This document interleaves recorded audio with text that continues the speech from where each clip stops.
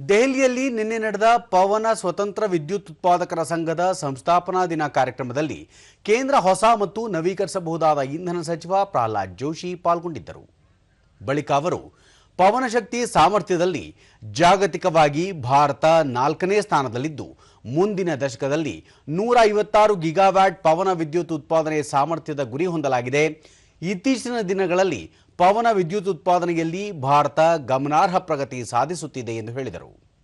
2025-26ನೇ ಸಾಲಿನಲ್ಲಿ ಐತಿಹಾಸಿಕ 6.1 ಗಿಗಾವ್ಯಾಟ್ ಪವನ ಶಕ್ತಿ ಉತ್ಪಾದನೆಯ ಮೂಲಕ ದೇಶ ದಾಖಲೆ ಬರೆದಿದೆ.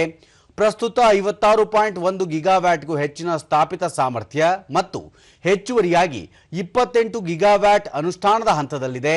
2030ರ ವೇಳೆಗೆ 100 ಗಿಗಾವ್ಯಾಟ್ ಹಾಗೂ 2036ರ ವೇಳೆಗೆ 156 ಗಿಗಾವ್ಯಾಟ್ ಪವನ ಶಕ್ತಿ ಉತ್ಪಾದಿಸುವ ಗುರಿ ಹೊಂದಿದ್ದು, ಇದರ ಜೊತೆಗೆ 2070ರ ವೇಳೆಗೆ ನಿವ್ವಳ ಶೂನ್ಯ ಗುರಿ ಸಾಧನೆಗೆ ಗಮನಾರ್ಹ ಕೊಡುಗೆ ನೀಡುವ ವಿಶ್ವಾಸವಿದೆ ಎಂದು ಸಚಿವರು ತಿಳಿಸಿದರು. ಇಂಧನ ವ್ಯವಸ್ಥೆಯಲ್ಲಿ ಪವನ ಶಕ್ತಿ ನಿರ್ಣಾಯಕ ಪಾತ್ರ ವಹಿಸುತ್ತದೆ. ಅಲ್ಲದೆ 45% ಪವನ ಶಕ್ತಿ ವಿದ್ಯುತ್ ಬೇಡಿಕೆ ಸಮಯದಲ್ಲೇ ಉತ್ಪಾದನೆಯಾಗುತ್ತಿದೆ. ವಾರ್ಷಿಕ 24 ಗಿಗಾವ್ಯಾಟ್ಗಿಂತ ಹೆಚ್ಚಿನ ಸಾಮರ್ಥ್ಯ ಹಾಗೂ 70% ದೇಶೀಯ ಸಾಮರ್ಥ್ಯ ತಲುಪಿದೆ ಎಂದು ಹೇಳಿದರು. ಹಸಿರು ಇಂಧನ ವ್ಯವಸ್ಥೆಯಲ್ಲಿ ಕೈಗಾರಿಕೆಗಳಿಂದ ನವೀಕರಿಸಬಹುದಾದ ವಿದ್ಯುತ್ ನೇರ ಖರೀದಿಗೆ ಅನುಕೂಲವಾಗುವಂತೆ ಕ್ರಮ ಕೈಗೊಳ್ಳಲಾಗಿದೆ. ದೇಶದ ಸುಸ್ಥಿರ ಇಂಧನ ಭವಿಷ್ಯಕ್ಕಾಗಿ ಗಾಳಿ ಮತ್ತು ಸೌರ ವಿದ್ಯುತ್ ಸಂಗ್ರಹಣೆ ಸಂಯೋಜಿಸಲು ಹೆಚ್ಚಿನ ಗಮನ ಹರಿಸಬೇಕಾಗಿದೆ ಎಂದು ಪ್ರಹ್ಲಾದ್ ಜೋಶಿ ತಿಳಿಸಿದರು. Secretary has also mentioned 10 gigawatt every year we need to add,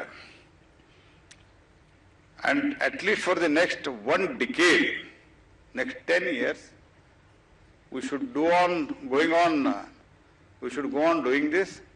By then only we can achieve our target.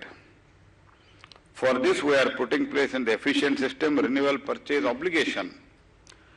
Now include the dedicated wind component. पहले overall renewable energy था, now wind component is included in that.